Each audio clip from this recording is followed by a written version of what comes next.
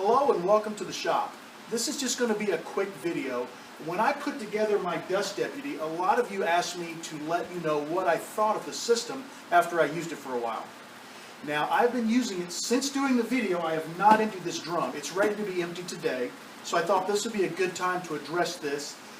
I have had this dust deputy hooked to my lathe for turning, for sanding. It's been hooked to my router, my joiner, my planer. It's been hooked to my table saw. I've used it for cleanup around the shop as I was building my loft. So I've used it for a little bit of everything, and I'm extremely happy with the amount of suction that my vacuum has been able to maintain because the filter's not plugging.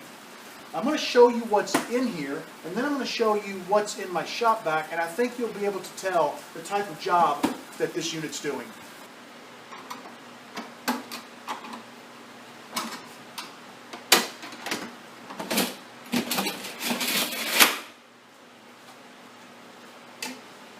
Now my barrel's not completely full, but you can see there's quite a bit in there. Let's take a look inside the vacuum and see what that looks like.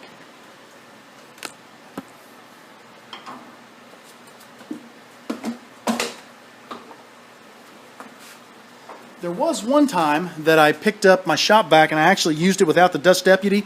That would account for that dust. But take a look at my filter, just how clean that filter is.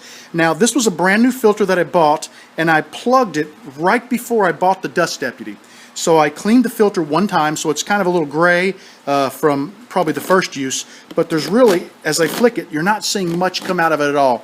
The dust deputy is doing a great job of separating the dust and the debris out and dropping it off into the drum, and I'm not seeing any issue with my shop vac. I have to say that I'm honestly very happy with my dust deputy. I think it was money well spent. If you just take a look at how much debris is in the drum, and you think about that going into the shop vac, that would have plugged the filter at least one time, maybe twice. Not only would it have plugged the filter, but I would have dealt with a loss in suction as the filter began to collect the debris.